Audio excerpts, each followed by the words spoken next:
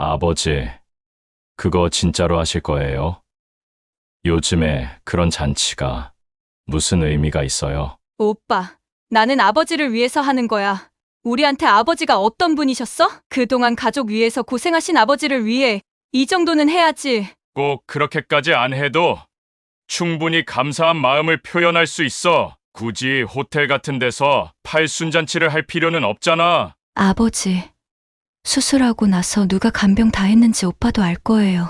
그런데 지금 와서 돈 아깝다는 얘기를 한다는 게 저는 도무지 이해가 안 돼요. 아버지, 잔치 준비하는 게 좋은 일이긴 한데요. 요즘 형편도 어렵고 굳이 그렇게까지 할 필요가 있을까요? 도대체 이게 무슨 일일까요? 지금 남매가 아버지 팔순잔치를 두고 말다툼을 하고 있는데요. 오늘은 자식들과 평화롭게 살고 싶었던 박태수님의 사연입니다. 어떤 내용일지 바로 들어보도록 하겠습니다. 안녕하세요. 저는 전남 여수 근처에 살고 있는 박태수라고 합니다. 40년 동안 선박 수리공으로 일하면서 손에 기름때 묻히고 용접 불꽃을 맞으며 살았죠. 그때는 하루하루가 바빴지만 가족 먹여 살린다는 생각에 힘든 줄도 몰랐습니다. 작은 어선부터 큰 배까지 제가 손을 거친 배는 수십 척이 넘습니다. 그렇게 열심히 일하다 보니 어느새 80살이 됐네요. 1년 전에는 심장에 큰 문제가 생겨서 병원에 실려가고 심장 수술까지 받았습니다. 수술 후에는 몸이 너무 안 좋아서 누워만 있었는데 다행히 딸이 옆에서 간병을 도맡아 해줘서 겨우 여기까지 온 것 같습니다. 지금은 몸 상태가 조금 나아졌다고는 하지만 젊을 때처럼은 못 움직이니까 답답할 때가 많습니다. 최근에 우리 가족이 다 같이 모일 일이 생겼는데요. 바로 제 팔순 잔치 때문이었어요. 다른 잔치를 제대로 준비해서 다 같이 모이자고 했지만 아들이랑 며느리는 너무 성대하게 할 필요 없다고 반대하더라고요. 결국 잔치를 두고 서로 다투게 되면서 저도 마음이 편치가 않았습니다. 팔순은 제 생일이기도 하지만 가족들이 다 같이 웃으면서 모일 기회라고 생각했거든요. 그런데 이렇게 갈등만 커져서 참 씁쓸하더라고요. 오늘은 제가 팔순 잔치를 앞두고 겪은 가족 이야기, 그리고 그 속에 숨은 마음들을 나눠보려고 합니다. 끝까지 들어주시고 공감되는 부분이 있다면 따뜻한 댓글 하나 부탁드립니다. 구독과 좋아요도 잊지 마시고요. 팔순 잔치 얘기가 처음 나온 건 몇 달 전입니다. 어느 날 딸이 집에 와서 저녁을 먹다 말고 갑자기 이런 말을 꺼냈습니다. 아버지, 팔순이 얼마 안 남았잖아요. 이번에는 제대로 한번 잔치를 해봐요. 호텔 연회장에서 가족들뿐만 아니라 동네 어르신들까지 초대해서요. 딸은 잔치 얘기를 꺼내면서부터 얼굴이 들떠 있었고 뭔가 해내겠다는 강한 의지가 느껴졌습니다.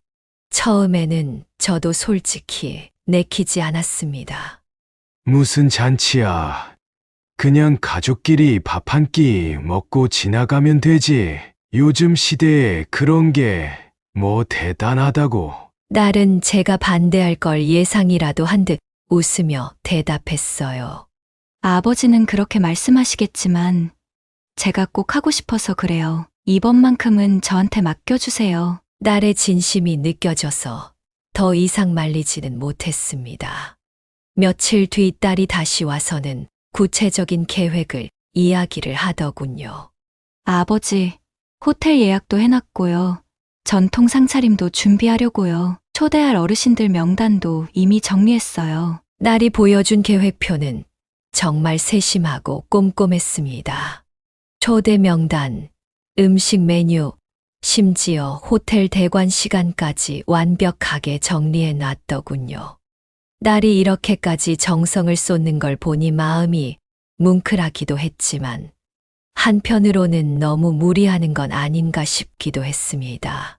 그런데 이 이야기가 아들과 며느리 귀에 들어가면서부터 분위기가 조금씩 이상해졌습니다. 주말에 딸이 집에 와서 저와 팔순 잔치 이야기를 나누고 있을 때 아들도 와 있어서 그 얘기를 듣게 됐습니다. 아버지, 그거 진짜로 하실 거예요? 요즘에 그런 잔치가 무슨 의미가 있어요? 아들은 대뜸 반대부터 했습니다. 저는 딸 앞에서 아들에게 강하게 뭐라 할 수가 없어서 잠자코 있었습니다. 아들은 잔치를 반대하는 이유로 돈 문제를 들었습니다. 요즘 상황도 어려운데 호텔에 돈 쓰고 전통 상차림까지 하면 비용이 엄청날 텐데요. 아버지도 그다지 원하지 않으시는 걸 딱히 그렇게까지 할 필요가 있을까요? 며느리도 아들의 말에 동의하며 한마디 거들었습니다. 그냥 가족끼리 간단히 식사하는 게 더 자연스럽고 좋아요. 요즘 사람들은 그런 잔치 귀찮아해요, 아버님. 딸은 아들과 며느리의 반응에 어이가 없다는 표정을 지으며 말했습니다. 오빠, 나는 아버지를 위해서 하는 거야. 우리한테 아버지가 어떤 분이셨어? 그동안 가족 위해서 고생하신 아버지를 위해 이 정도는 해야지. 딸은 목소리에 힘을 주며 이렇게 말했지만 아들은 고개를 젓더니 대답했습니다. 꼭 그렇게까지 안 해도 충분히 감사한 마음을 표현할 수 있어. 굳이 호텔 같은 데서 잔치를 할 필요는 없잖아. 그날 대화는 그렇게 싸늘하게 끝났습니다. 딸은 화가 난 얼굴로 집을 나가면서 저에게 아버지, 제가 그냥 다 알아서 할게요. 오빠 신경 쓰지 마세요. 라고 말했습니다.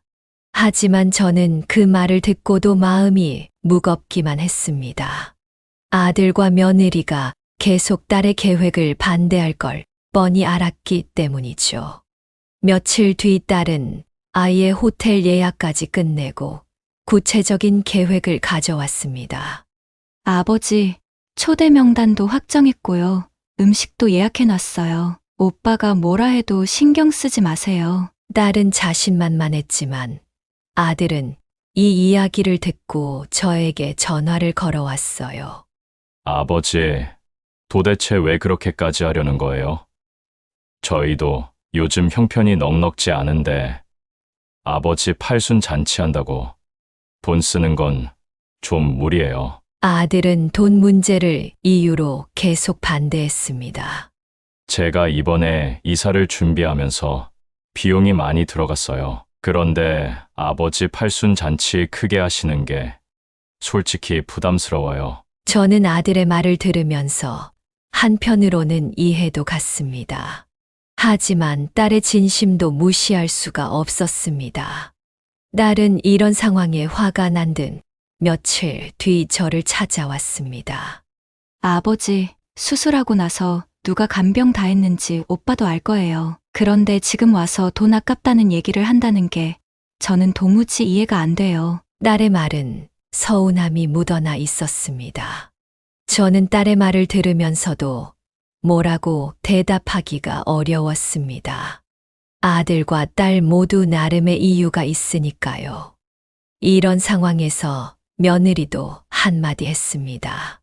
잔치 준비하는 게 좋은 일이긴 한데, 아버님도 아직 건강이 완전히 회복되지 않으셨으니까, 과하게 잔치를 하면 건강에 무리가 될 수도 있잖아요. 며느리의 말은 일리가 있었지만 딸은 며느리의 이런 태도를 차갑게 느꼈던 것 같습니다. 그 후로 딸과 아들은 팔순 잔치를 두고 매번 부딪혔습니다.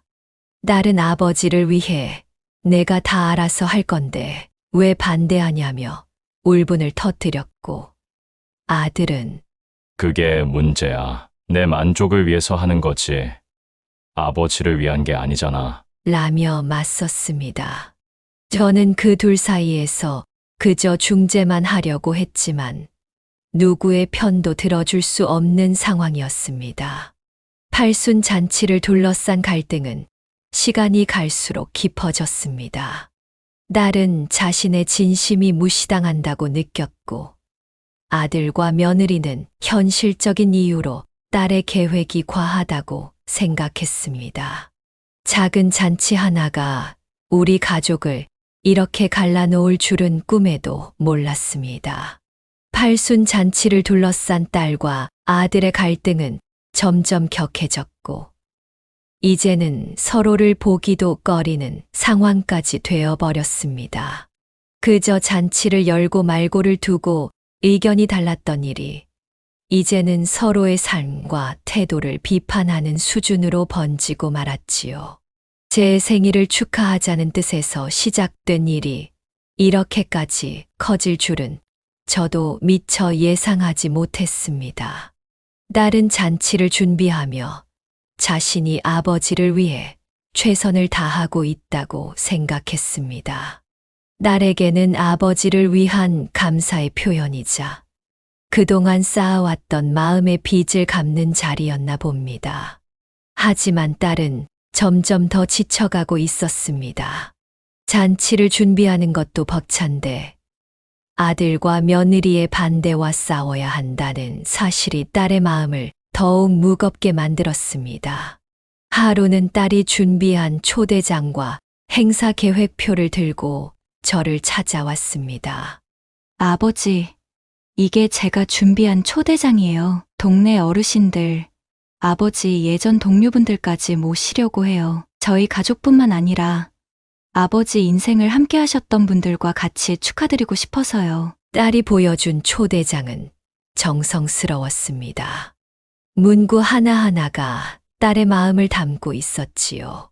하지만 아들은 그걸 보고 크게 반발했습니다. 이건 좀 심한 거 아니야? 초대장을 인쇄까지 해서 돌리겠다고? 요즘은 이런 거 부담스러워하는 사람도 많아. 괜히 번거로운 일만 만드는 거라고. 아들은 딸의 정성을 이해하기보다는 현실적인 문제를 들춰냈습니다. 딸은 그 말을 듣고 눈물을 보이며 이렇게 말했습니다. 오빠는 왜 항상 그런 식이야? 나는 아버지를 위해 정말 잘해드리고 싶어서 이렇게까지 하는데 오빠는 날 도와주진 못할 망정 꼭 이런 식으로 비판만 하잖아. 딸의 말은 억울함과 서운함으로 가득 차 있었습니다. 딸의 입장에서는 오빠가 잔치를 반대하는 이유가 점점 현실적인 문제라기보다는 자신이 하는 일을 무시하는 것처럼 느껴졌던 겁니다. 반대로 아들은 딸의 준비가 지나치게 감정적이고 부담스럽다고 생각했습니다. 내가 잘하고 싶은 건 알겠는데 이건 아버지를 위한 게 아니라 너 스스로 만족하려는 거 아니야? 그렇게까지 할 필요는 없어. 이 말을 듣고 딸은 더 이상 참지 못하고 큰 소리를 냈습니다. 오빠는 항상 나한테 이런 식이야. 아버지 병원에 계실 때도 내가 다 했잖아. 그땐 아무 말도 못하더니 지금 와서 왜 이렇게 나서서 뭐라고 하는 건데? 딸은 아버지를 간병하던 시절의 이야기를 꺼냈습니다. 그 시기에 자신이 느꼈던 부담과 외로움이 떠올랐던 것이겠지요. 하지만 아들은 그 이야기를 듣고 더 크게 반발했습니다. 그럼 나보고 뭘 어쩌라는 거야? 그때 내가 일부러 안 간 줄 알아? 나도 상황이 안 됐으니까 못 갔던 거야. 그런데 지금 와서 그걸 계속 들먹이는 건 너무하잖아. 아들은 자신이 할 수 없었던 일을 딸이 비난의 도구로 사용하는 것처럼 느꼈던 겁니다. 그렇게 둘의 대화는 항상 같은 결론으로 끝났습니다. 서로의 입장만 강조하다가 감정적으로 충돌하고 상처만 남기는 상황이 반복되었지요. 며느리도 점점 갈등에 깊이 얽혀 들어갔습니다. 며느리는 처음엔 아들의 의견에 조용히 동조하는 정도였지만 시간이 지날수록 딸의 태도에 대해 불만을 표출하기 시작했습니다. 아가씨, 팔순잔치 준비하는 건 좋은데요. 꼭 그렇게까지 다 해야 할 필요가 있나요? 우리도 요즘 정말 경제적으로 힘든데 이런 상황에서 부담이 좀 많이 돼요. 며느리의 말은 딸에게 차갑게 들렸습니다. 딸은 며느리가 자신을 이해하려 하지 않고 오히려 자신을 비난한다고 느꼈습니다. 결국 딸은 며느리에게 이렇게 말했습니다. 언니는 내가 왜 이렇게까지 하는지 생각해 본 적 있어요? 저는 저희한테 모든 걸 희생한 아버지를 위해서 하는 거예요. 오빠와 언니도 지금까지 아버지한테서 받을 만큼 받으셨잖아요?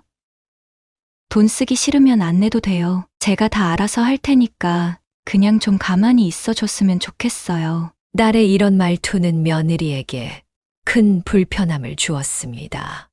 며느리는 아들에게 불만을 털어놓으며 딸과의 갈등을 더 키웠습니다. 여보, 아가씨 정말 고집이 너무 아니, 톤주 유학비 좀 주신 걸로. 우리가 아버님한테서 받을 만큼 받았다고 말하는 거 너무한 거 아니야? 우리가 반대하는 이유도 생각하지 않고 자기 고집만 부리잖아. 잔치를 둘러싼 갈등은 배와 선착장 문제로까지 번지면서 더욱 복잡해졌습니다. 제가 오래전부터 소유하고 있던 배와 선착장은 이제 돈으로 따지기보다는 제게 추억과 정서적인 의미로 남아 있었습니다. 그 배와 선착장을 읽으면서 자식들 뒷바라지를 모자르지 않게 할 수 있었기에 제게는 인생의 귀한 존재이기도 했지요. 하지만 아들과 며느리는 하루빨리 배와 선착장을 정리하고 그 돈을 저와 가족 위에 쓰는 게 더 낫다고 설득을 했습니다. 아버지, 이제 배도 쓰지 않잖아요. 그냥 팔아서 관리비도 줄이고 그 돈으로 아버지 건강을 더 챙기시는 게 나을 것 같아요. 딸은 이에 강하게 반대했습니다.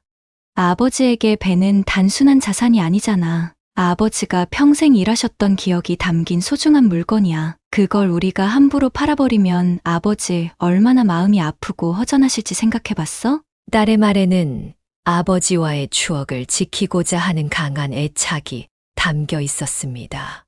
하지만 아들은 이 역시 쓸데없는 감정적인 접근이라고 여겼습니다. 그렇게 감정적으로만 접근하면 다 좋은 줄 알아. 현실적으로 그걸 유지하는 게 얼마나 힘든지 생각이나 해봤어. 배와 선착장 문제는 잔치 문제와 맞물리며 딸과 아들의 관계를 더욱 악화시켰습니다. 딸은 아버지를 위한 선택이라고 믿으며 반대했지만 아들은 그게 결국 자신들에게 부담이 된다고 느꼈던 겁니다. 저는 이런 상황이 더욱 참담했습니다. 제 인생의 소중한 물건이 가족 간 갈등의 중심이 될 줄은 몰랐으니까요. 딸과 아들의 감정은 점점 더 격해졌고, 이제는 서로를 보기도 싫어하는 지경에 이르렀습니다. 딸은 저를 찾아와 이렇게 말했습니다. 아버지, 오빠랑 새언니는 제가 뭘 해도 비난할 것 같아요. 제가 아버지 위해 하는 일인데 왜 이렇게 힘들어야 하는지 모르겠어요. 딸의 눈물이 마음을 아프게 했지만 아들도 저에게 전화를 걸어 이렇게 말했습니다. 아버지, 지수가 자기만 아버지를 생각한다고 착각하는 것 같아요. 저희도 아버지 생각해서 현실적으로 말하는 건데 그걸 꼭 이렇게 싸움으로 만들어야 하는지 모르겠어요. 재미있으시다면 구독 부탁드려요. 잔치 날짜는 다가오고 있었습니다. 하지만 가족 간의 갈등은 전혀 풀릴 기미가 보이지 않았습니다. 저는 두 사람 모두 저를 위하는 마음에서 출발했다는 걸 알기에 더 속상했습니다. 그러나 두 사람은 서로의 마음을 이해하지 못한 채 감정적인 상처만 키우고 있었지요. 갈등이 점점 더 깊어지는 이 상황에서 제 팔순 잔치가 도대체 무슨 의미가 있는지 제대로 치를 수는 있는지 확신할 수 없었습니다. 팔순 잔치 당일 아침, 저는 잠에서 깼을 때부터 마음이 불편했습니다. 몇 달 동안 이어진 가족 간의 갈등이 오늘로 끝날 수 있을지, 아니면 더 큰 싸움으로 번질지 알 수 없었습니다.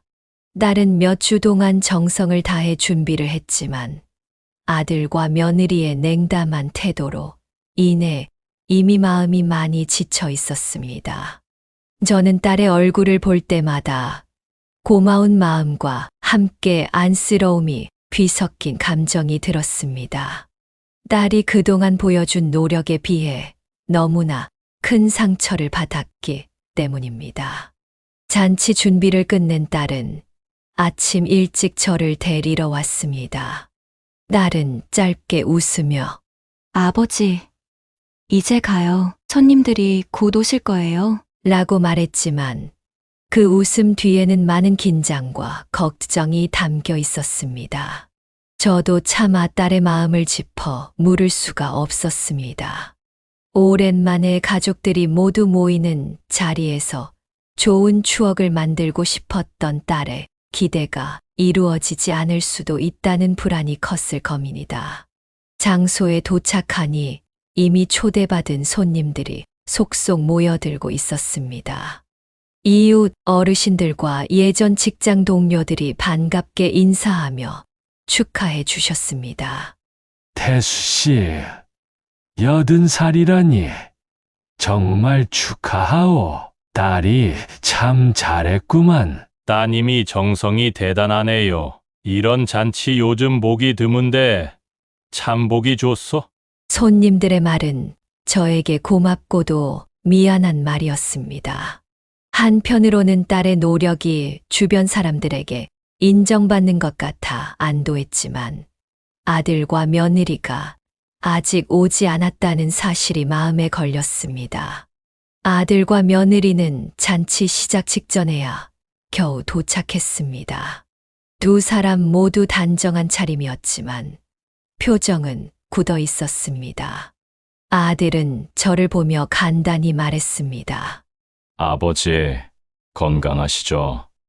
늦어서 죄송합니다. 며느리는 형식적인 인사를 건넬 뿐 잔치 분위기에는 동참하려 하지 않는 듯 했습니다. 딸은 오빠와 며느리가 늦게 온 것에 대해 별다른 말을 하지 않았지만 딸의 표정에는 묵직한 서운함이 묻어 있었습니다. 잔치가 시작되고 저는 무대에 올라 감사 인사를 드렸습니다.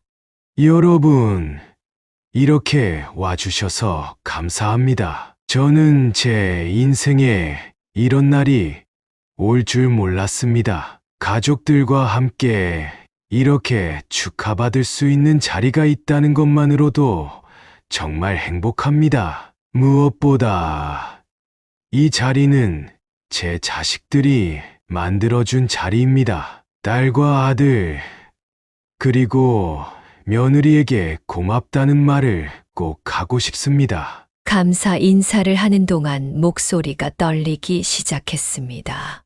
제가 이렇게 말하며 고개를 돌렸을 때 딸은 울컥하는 감정을 억누르는 듯 고개를 숙였고 아들은 멀뚱히 저를 바라보며 무표정한 얼굴을 유지했습니다. 두 사람 모두 저를 위해 이 자리에 있긴 했지만 서로를 향한 감정의 골은 깊어만 갔습니다. 잔치가 한창 무르익을 때쯤 문제가 터졌습니다. 동네 어르신 한 분이 아들과 딸에게 다가와 이렇게 말했지요. 잔치를 이렇게 성대하게 준비한 걸 보니 두 남매가 정말 고생 많았겠어. 아버지께 효도하는 모습이 보기 좋네. 어르신의 말은 칭찬의 뜻이었지만 그 순간 아들의 입에서 나온 말이 분위기를 바꿔놓았습니다. 이건 다 동생이 한 거예요. 저는 요즘 이런 잔치가 필요 없다고 생각했었는데 동생이 워낙 고집을 부리더라고요. 아들의 말은 차분했지만 그 내용은 딸의 마음을 건드리기에 충분했습니다. 딸은 그동안 오빠의 태도에 쌓여 있던 감정을 참지 못하고 울컥하며 말했습니다. 오빠, 내가 고집을 부렸다고? 아버지를 위해서 한 일인데, 그걸 고집이라고 해? 딸의 목소리는 떨렸고 주변 손님들까지 두 사람의 대화를 주의 깊게 듣기 시작했습니다. 아들은 그런 딸의 반응에 더 냉소적으로 답했습니다. 그럼 아냐? 너 혼자 모든 걸 다 하겠다고 결정했잖아. 우리가 반대한 이유를 들어보긴 했어. 너는 항상 내가 다 맞다고 생각하니까 이런 문제가 생기는 거야. 딸은 울음을 참으려 했지만 결국 눈물을 흘리며 말을 이어갔습니다. 나는 아버지를 위해서 한 거야. 병원에서 아버지가 누워 계실 때 내가 다 했잖아. 오빠는 그때 바쁘다며 얼굴도 제대로 안 보였으면서 지금 와서 이런 식으로 말하면 내가 뭘 어떻게 해야 해? 딸의 말에 아들의 표정이 굳었습니다. 아들은 딸을 쏘아보며 차갑게 대꾸했습니다. 그걸 또 들먹이는구나. 내가 일부러 안 간 줄 알아? 나도 상황이 안 됐던 거야. 그런데 지금 와서 그걸로 날 비난하는 건 좀 아니지 않냐? 잔치장은 점점 어색하고 무거운 분위기로 변했습니다. 주변 손님들은 불편한 기색을 감추지 못했고 몇몇은 조용히 자리를 피하기도 했습니다. 저는 두 아이의 싸움을 멍하니 바라볼 수밖에 없었습니다. 제 목소리를 높여 싸움을 멈추게 해야 했지만 차마 입을 떼지 못했습니다. 두 사람 모두 저를 위하는 마음에서 출발했지만 그 마음이 이렇게 상처로 돌아오게 될 줄은 몰랐습니다. 결국 아들과 며느리는 잔치가 끝나기도 전에 자리를 떠났습니다. 아들은 저를 향해 아버지, 다음에 따로 뵐게요. 라고 말했지만 그것조차 형식적인 인사에 불과했습니다. 며느리도 말없이 고개만 끄덕인 채 따라 나섰습니다. 딸은 아들과 며느리가 떠난 뒤 한동안 말없이 자리에 앉아 있었습니다. 잔치가 끝난 뒤 저를 집으로 데려다 주는 길에 딸이 울먹이며 입을 열었습니다. 아버지, 죄송해요. 제가 잘못한 걸까요? 저는 정말 아버지를 위해 열심히 했는데 왜 오빠는 저를 이해하지 못하는지 모르겠어요. 왜 제가 이렇게까지 힘들어야 하는지 모르겠어요. 저는 딸에게 말했습니다.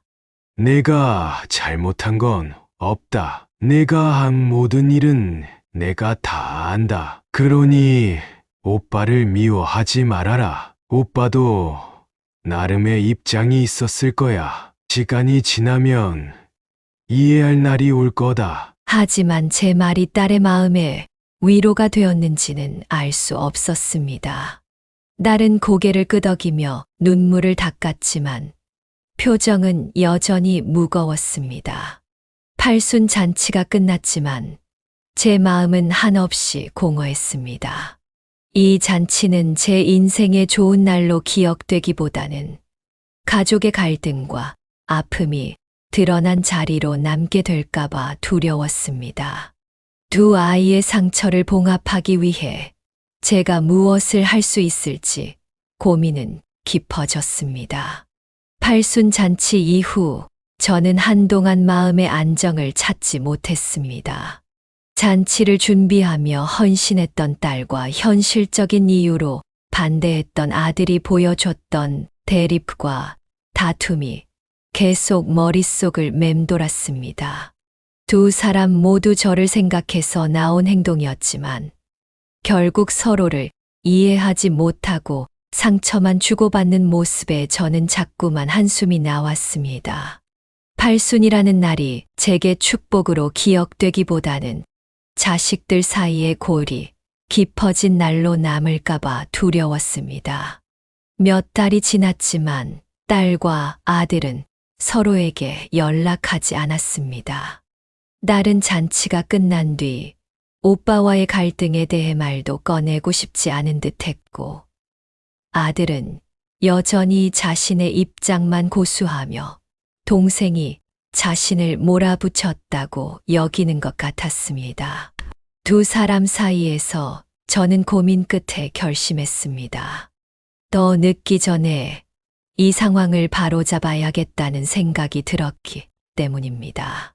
부모로서 가만히 두고 보기만 한다면 이 문제가 더 깊어질 뿐 해결되지는 않을 테니까요. 먼저 딸을 집으로 부르기로 했습니다. 딸은 전화를 받자마자 목소리에 힘이 없었습니다. 아버지, 무슨 일이세요? 제가 요즘 일이 많아서 죄송해요. 빨리 찾아뵀어야 했는데.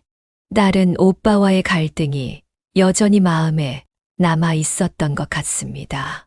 집에 도착한 딸은 저를 보자마자 잔치 이야기를 꺼내기 전에 조심스럽게 물었습니다.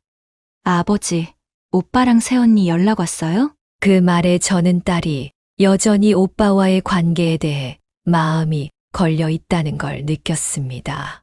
저는 딸을 식탁에 앉히고 천천히 말을 꺼냈습니다.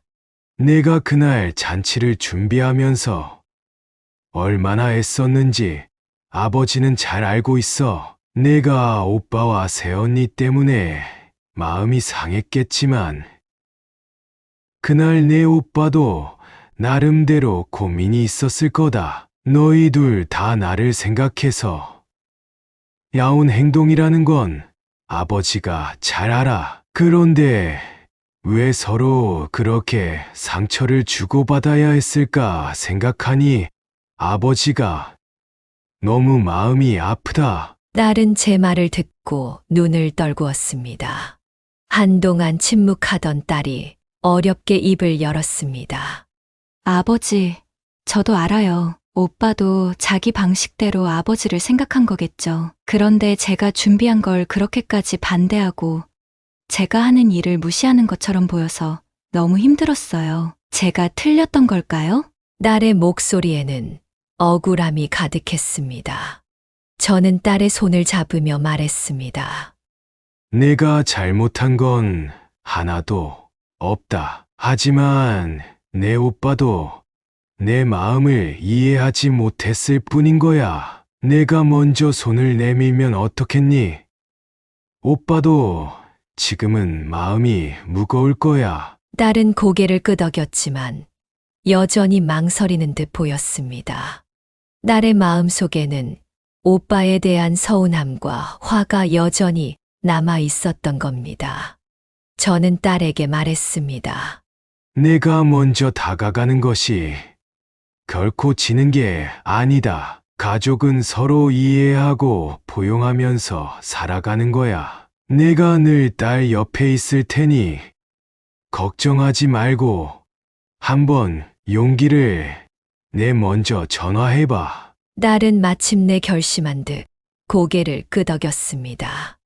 며칠 후 저는 아들에게 전화를 걸었습니다. 아들은 잔치 이후로 저에게 연락하지 않았지만 제 전화를 받자 목소리에서 약간의 미안함이 묻어났습니다. 아버지, 잘 지내셨죠? 잔치날 제대로 인사도 못 드리고 나와서 죄송해요. 저는 그 말을 들으며 그날의 상황을 천천히 꺼냈습니다. 내가 그날 했던 말들이 지수에게는 많이 아팠을 거다. 물론 내가 왜 그런 말을 했는지 나도 이해한다. 너도 나름대로 나를 생각해서 한 말이었겠지. 하지만 내 동생도 내가 모르는 고생이 많았던 걸 알았으면 좋겠다. 아들은 조용히 제 말을 듣더니 한숨을 쉬며 말했습니다. 아버지, 저도 미안했어요. 저도 그날 너무 감정적으로 말했던 것 같아요. 그런데 지수도 제가 하는 말을 전혀 들으려 하지 않으니 저도 화가 났던 거죠. 아들은 자신의 억울함을 호소하면서도 동생에게 미안한 감정도 함께 표현했습니다. 저는 아들에게도 똑같이 말했습니다. 너희 둘 다 서로를 이해하지 못했던 거다. 내가 지수와 진심으로 대화하려고 노력하면 아버지가 돕겠다. 저는 두 사람을 같은 자리에 불러 앉혔습니다. 오랜만에 한 공간에 마주 앉은 두 사람은 처음에는 서로 눈길도 주지 않고 어색한 기운만 흘렀습니다. 제가 대화를 열어가며 천천히 그날 있었던 상황을 꺼냈습니다. 잔치나에 두 사람 다 나를 생각해서 행동한 건 아버지가 알고 있다. 하지만 두 사람 다 상대방의 마음을 헤아리지 못한 건 아닌지 돌아봤으면 한다. 딸이 먼저 조심스럽게 입을 열었습니다. 오빠, 내가 그날 너무 화를 냈던 건 미안해. 그런데 난 정말 아버지를 위해 잘해드리고 싶었어. 오빠가 내가 준비한 걸 반대할 때마다 내가 한 일이 다 무시당하는 것 같아서 너무 속상했거든. 딸의 말은 그동안 쌓였던 서운함을 드러내는 진심이었습니다. 아들은 잠시 침묵하더니 차분히 대답했습니다. 나도 미안하다. 내가 그날 내 말을 들어주지 않고 내 입장만 내세운 것 같아. 나도 아버지를 위해 잔치를 반대했던 거였어. 내가 한 일들이 잘못되었다는 건 아냐. 하지만 내가 혼자 다 책임지려고 하면 나머지 가족들은 부담을 느낄 수밖에 없다는 것도 이해해 줬으면 좋겠다. 두 사람은 그렇게 천천히 대화를 이어갔습니다. 처음에는 서로의 말을 끝까지 듣는 게 어려워 보였지만 시간이 지나면서 차츰 상대방의 입장을 받아들이기 시작했습니다. 딸은 아들의 현실적인 고민을 이해했고 아들은 딸이 아버지를 위해 얼마나 노력했는지를 인정했습니다. 대화를 마칠 즈음 아들과 딸의 얼굴에서 오랜만에 평온한 표정을 볼 수 있었습니다. 그날 이후 두 사람은 천천히 관계를 회복하기 시작했습니다. 딸은 아들에게 조금 더 따뜻해졌고 아들은 딸에게 고마움을 표현하려는 노력을 보였습니다. 며느리 역시 딸에 대해 이해하려고 노력하는 모습을 보이기 시작했습니다. 저는 두 사람이 이렇게 서로를 다시 연결해 나가는 모습을 보며 마음 깊이 안도했습니다. 팔순 잔치 이후로 많은 시간이 지났습니다.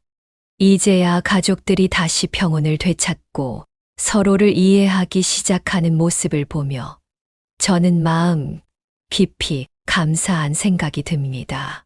그날의 잔치는 저에게 단순히 축하받는 자리가 아니라 가족의 문제를 마주하게 한 계기가 되었습니다. 갈등이 있었던 건 사실이지만 그것을 통해 가족 간의 유대가 더 깊어졌다고 믿고 싶습니다. 딸은 여전히 제 곁에서 많은 도움을 주고 있습니다. 팔순 잔치 이후로 딸은 저에게 더 자주 전화를 걸고 주말이면 제 집에 와서 함께 시간을 보내곤 합니다. 잔치 준비로 인해 받았던 스트레스가 컸겠지만 그 과정을 통해 오빠와의 관계를 회복하고 서로를 이해하게 된 것이 딸에게도 큰 위안이 된 것 같습니다. 딸이 웃으며 말합니다.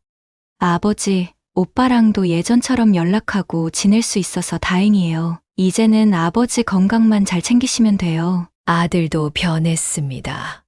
예전에는 회사 일로 바쁘다며 자주 찾아오지 않던 아들이 요즘은 종종 제게 연락을 하고 주말이면 가족들과 함께 오곤 합니다. 아들은 딸과의 갈등 이후로 딸을 대하는 태도도 많이 부드러워졌습니다. 오히려 지금은 동생을 걱정하고 챙기는 모습을 보일 때가 많습니다. 아버지, 지수가 예전에 힘들었을 텐데 제가 잘 몰랐던 것 같아요. 이제라도 잘해보려고 합니다. 아들의 그 말이 얼마나 고맙던지 눈물이 날 뻔했습니다. 며느리 역시 한층 따뜻해졌습니다. 며느리는 잔치가 끝난 뒤로 딸과의 대화를 자주 시도하며 서로의 입장을 이해하려는 모습을 보여주었습니다. 며느리가 딸을 이해하고 배려하려고 노력하는 모습은 저에게 큰 기쁨이었습니다. 딸도 며느리의 진심을 받아들이며 이제는 예전보다 더 자연스럽게 어울리게 되었습니다. 저는 팔순잔치라는 사건을 통해 깨달았습니다. 가족이란 서로 다른 생각과 감정을 가진 존재들이지만 대화를 통해 서로를 이해하고 화해할 수 있는 관계라는 걸요. 때로는 갈등이 생길 수도 있지만 그것을 해결하려는 노력이 가족을 더 단단하게 만든다는 것을 이제는 알 것 같습니다. 80살이 된 지금 저는 남은 인생은 더 이상 후회나 미련이 아니라 가족과 함께하는 시간에 집중하며 보내야겠다는 다짐을 하게 됐습니다. 딸과 아들 그리고 며느리가 화해하는 모습을 보며 저는 이제 남은 시간을 좀 더 가볍고 편안한 마음으로 살아갈 수 있을 것 같습니다. 제가 여러분께도 말씀드리고 싶은 건 가족 간의 갈등은 누구에게나 있을 수 있습니다. 하지만 대화와 이해를 통해 그것을 풀어나갈 수 있다는 걸 잊지 않으셨으면 합니다. 때로는 내가 먼저 손을 내미는 용기가 필요할 때도 있습니다. 그럼 오늘 저의 이야기가 여러분께 작은 위로와 공감이 되었기를 바라며 그만 제 이야기를 마칠까 합니다. 제 이야기를 끝까지 들어주셔서 정말 감사합니다. 자, 오늘 제가 들려드린 이야기는 어떠셨나요? 여러분이라면 어떤 선택을 하셨을지, 또 비슷한 상황이라면 어떻게 대처하셨을지 댓글로 나눠주시면 저에게도 큰 배움이 될 것 같습니다. 앞으로도 이런 삶의 이야기를 통해 많은 분들과 서로의 경험과 지혜를 나누겠습니다. 구독과 좋아요, 알림 설정을 통해 저와 함께 따뜻한 이야기를 이어가 주신다면 큰 힘이 되겠습니다. 오늘도 끝까지 이야기를 들어주셔서 정말 감사합니다. 그리고 여러분의 하루가 평안하고 행복으로 가득하길 바랍니다.